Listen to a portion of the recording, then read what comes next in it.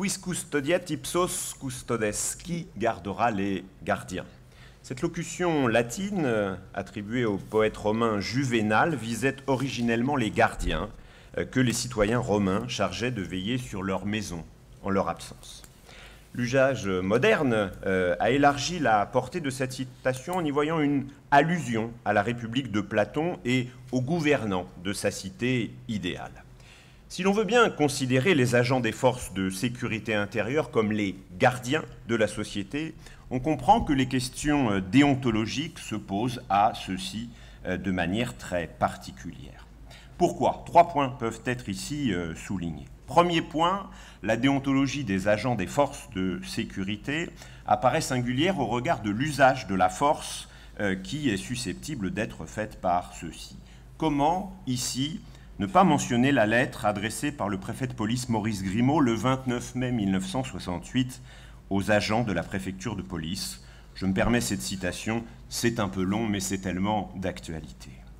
Je m'adresse aujourd'hui à toute la maison, aux gardiens comme aux gradés, je veux leur parler d'un sujet que nous n'avons pas le droit de passer sous silence, celui des excès dans l'emploi de la force.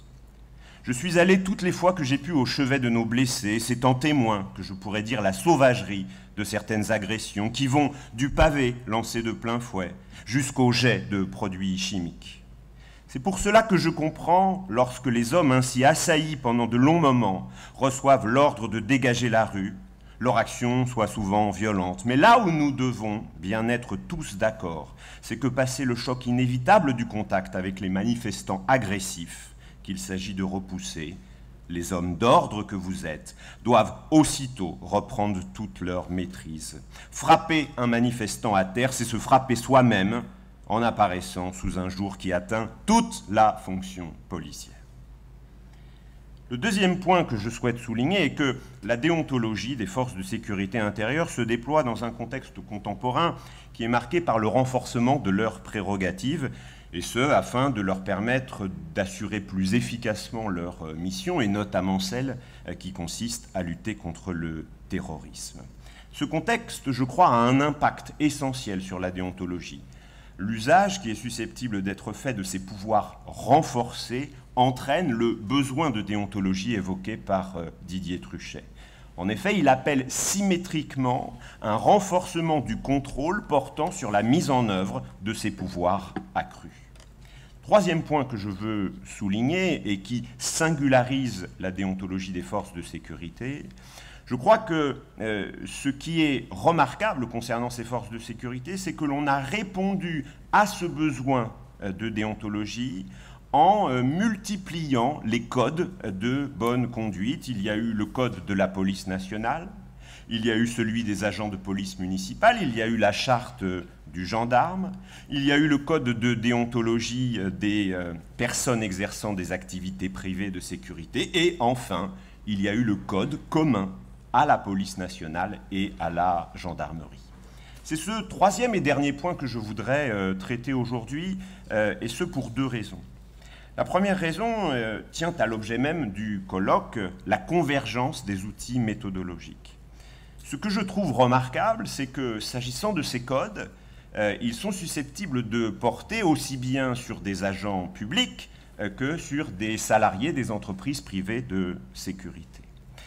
La seconde raison qui justifie ce choix, c'est que j'ai l'impression que lorsque l'on aborde la question de la déontologie des forces de sécurité, les juristes, trop souvent, l'abordent exclusivement par le biais des autorités de contrôle qui, c'est vrai, sont très nombreuses, hiérarchie, juges, inspection générale, défenseurs des droits, et plus rarement par le biais de ces codes comportementaux. Dès lors, et pour reprendre les termes utilisés par l'organisateur de ce colloque, je voudrais tenter d'apporter quelques éléments de réponse à la question suivante. De quoi ces codes sont-ils le nom? Pour répondre à cette interrogation, je dirais que la multiplication de ces codes est une sorte de totem à 2 faces.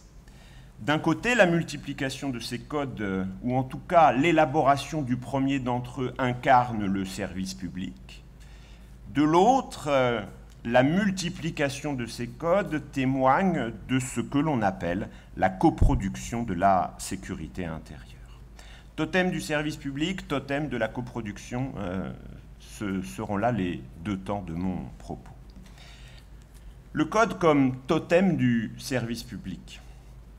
Je parle ici du premier de ces codes, le code de la police nationale tel qu'il a été élaboré par le décret du 18 mars 1986.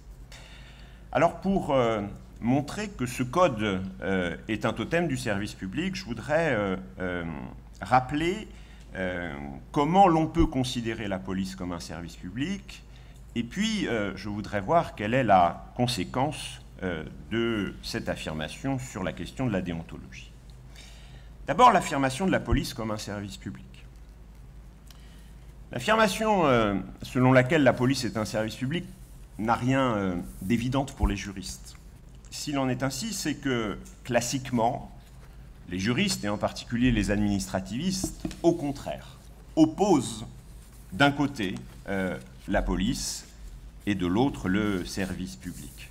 On connaît la formule du doyen Vedel, bien connue. La réglementation de police opère par voie de prescription. Le service public, lui, opère par voie de prestation.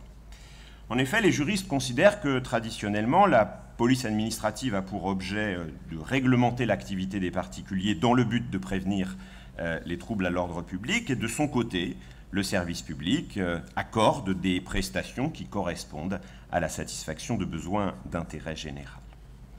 Dès lors, la principale conséquence de cette manière de présenter l'action administrative, eh bien, c'est que police et service public n'ont pas le même but, l'intérêt général pour le service public, le maintien de l'ordre public pour la police.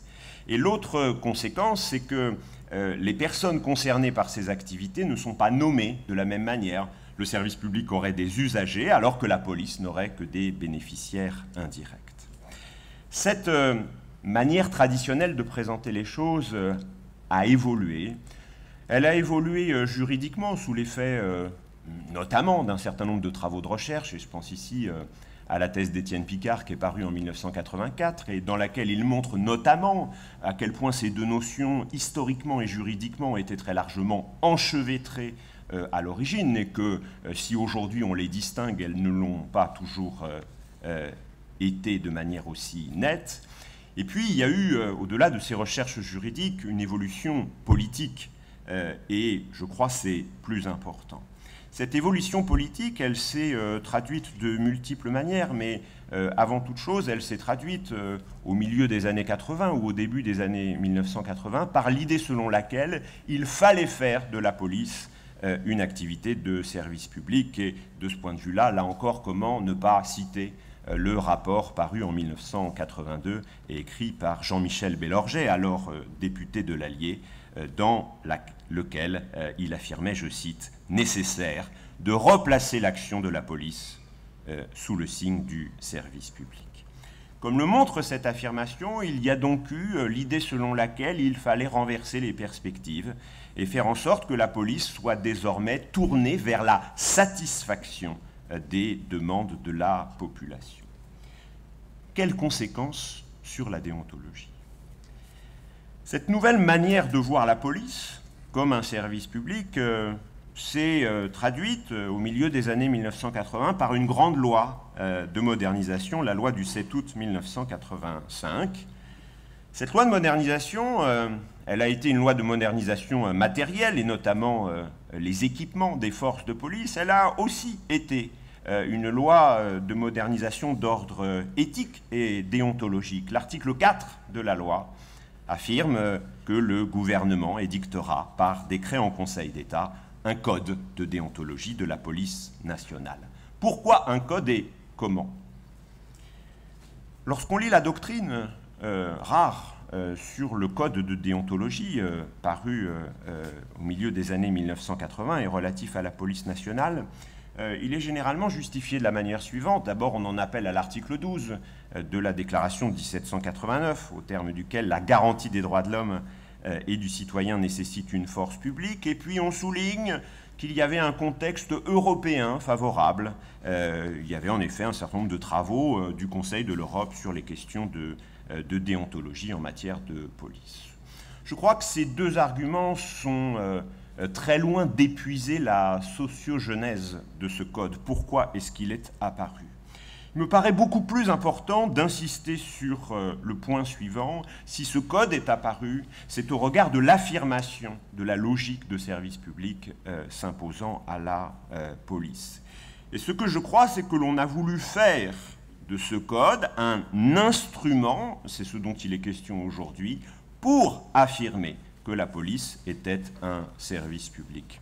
C'est en tout cas l'avis du ministre de l'Intérieur de l'époque, Pierre Joxe, qui affirme, je le cite, « L'objectif de ce code est de créer un nouvel état d'esprit dans la police, celui du service public, et de doter chaque policier d'un cadre général de référence qui faisait défaut jusque-là. » C'est également l'avis dans ses mémoires de Bernard Deleplace, leader de l'influence FASP, Fédération autonome des syndicats de police, qui a été, je crois, très influente s'agissant de ce code. Je le cite encore, « Ce code avait pour objet de responsabiliser les policiers français et de faire de la police un véritable service public. » Comment ? Quel est le statut de ce code ? Ce code, il a pu être qualifié d'ambigu au regard de son statut, mais c'est commun. Les codes de déontologie sont souvent très ambigus. Ce code, en l'espèce, il a pris la forme d'un décret en Conseil d'État, c'est ce que voulait le législateur. Et donc, on peut considérer que c'est du droit dur, puisque c'est un décret en tant que tel. On a pu souligner une ambiguïté dans la mesure où, pour les spécialistes de déontologie, ce code ne serait pas un vrai code parce qu'il n'émane pas de la profession sur laquelle il porte. D'un point de vue juridique, c'est certainement exact. Je voudrais néanmoins relativiser cette idée dans la mesure où les syndicats de police de l'époque ont exercé une influence considérable, notamment sur la question de la mise sur agenda du code, mais également, je crois, sur son contenu. Les syndicats de l'époque étaient très attachés à la figure du policier citoyen incarné par ce code.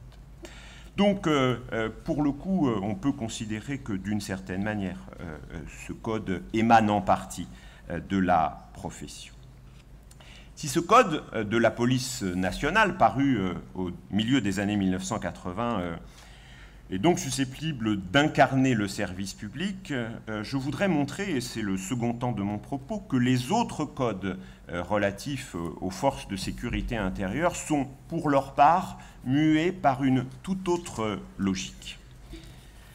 Des codes totem de la coproduction de la sécurité, c'est donc le second point que je voudrais aborder. Les autres codes, ceux de la gendarmerie, ceux des forces de sécurité privées, ceux des polices municipales, viennent d'ailleurs. Ils tiennent à l'avènement de la coproduction de la sécurité intérieure. J'en dis un mot et je vois quelles sont les conséquences de cet avènement. Longtemps, le modèle français de police a été fondé sur une logique juridique de maintien de l'ordre public. Et puis, il y a eu une rupture à la fin des années 1970 avec l'apparition du sentiment d'insécurité, tel qu'il a pu être qualifié par les sociologues. L'apparition de ce sentiment d'insécurité a conduit les pouvoirs publics à se situer par rapport aux demandes de la population. Il en a découlé la volonté de globaliser les réponses à l'insécurité, et il en a découlé l'apparition d'un concept, celui de coproduction de la sécurité. Ce concept, il a été résumé lors des travaux parlementaires de la loi de 2001 sur la sécurité quotidienne par le ministre de l'Intérieur de l'époque, Daniel Vaillant, de la manière suivante: « La sécurité est l'affaire de tous ». Derrière ce qui semble être un slogan, il y a une réalité, c'est que désormais la sécurité intérieure est coproduite par différents acteurs.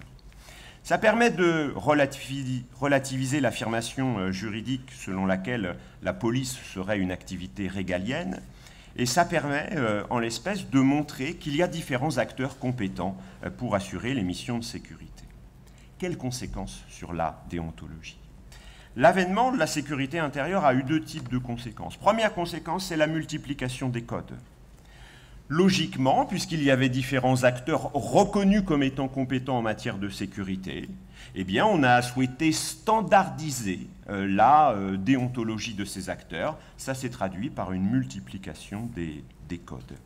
Il faut dire deux choses ici. D'abord, c'était loin de relever de l'évidence. C'était loin de relever de l'évidence, par exemple, que de créer un code commun à la police nationale et à la gendarmerie nationale, au regard d'une histoire très différente de ces forces, l'une militaire, l'autre civile, au regard d'une culture extrêmement différente. Vous savez ce que l'on dit, on dit que les militaires n'ont pas à proprement parler de déontologie, ils ont des valeurs. Donc c'était une gageure de pouvoir, pour le coup, élaborer un tel code, mais c'est exactement ce que l'on a fait. Il est à noter que pour les gendarmes, ça a permis ainsi de faire passer ce qui était alors la charte du gendarme à un code édicté sous la forme d'un décret, donc à passer, c'est le thème de notre matinée, du droit souple au droit dur. S'agissant des agents de police municipale, on a créé également un code, et s'agissant des forces privées également, qui a été élaboré dans le cadre du Conseil national des activités privées de sécurité, puis édicté juridiquement sous la forme d'un décret.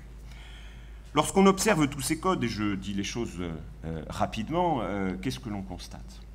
L'on constate que, 1, tous ces codes sont structurés de la même manière. 2, que le contenu de ces codes est très proche. Et l'on retrouve ici dans les devoirs des personnes concernées toujours la même chose: respect, loyauté, probité, confidentialité, usage des armes, procédure de contrôle.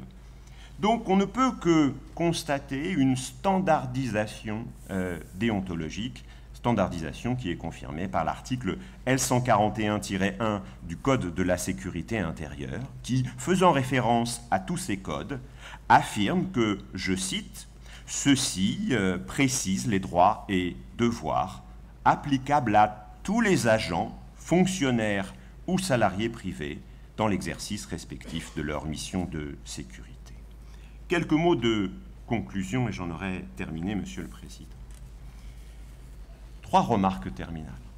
Première remarque consiste à souligner que, s'agissant des forces de sécurité intérieure, on ne peut que constater que la déontologie se révèle être, pour reprendre les mots de Joël Moret-Bailly et Didier Truchet, un manifeste de vertu tourné vers l'extérieur.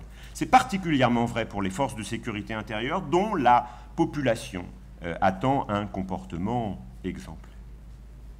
2 autres remarques, cette fois-ci non plus générales, mais portant sur le sujet de notre colloque.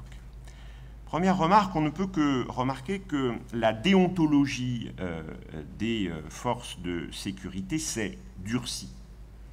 Elle s'est traduite par le passage du droit souple, les chartes, au droit dur, les codes, et dans le même ordre d'idées, on annonce que la charte du sapeur-pompier volontaire pourrait suivre le même chemin, ce qui serait encore plus remarquable, puisque cette fois-ci, ça ne concernerait pas des professionnels de la sécurité, mais bien des volontaires. Troisième et dernière remarque, il semble qu'en quelques années, il ait émergé, au sein du paysage de la sécurité intérieure, ce que l'on pourrait appeler une identité professionnelle commune. Dès lors que cette identité est reconnue, c'est rapidement imposée l'idée selon laquelle, si les agents concernés exerçaient, si ce n'est le même métier, au moins des fonctions proches, alors ils devaient être concernés par une même déontologie. Et ce qui est intéressant de remarquer, je trouve, c'est que dans ce cas précis, l'activité assurée semble aujourd'hui primer sur le statut des agents publics ou privés. Ce qui semble prendre davantage d'importance, c'est ce que les sociologues appellent la communauté de travail, laquelle apparaît plus importante que la nature du droit applicable, ce qui me semble confirmer les intuitions des organisateurs de cette journée. Merci à vous.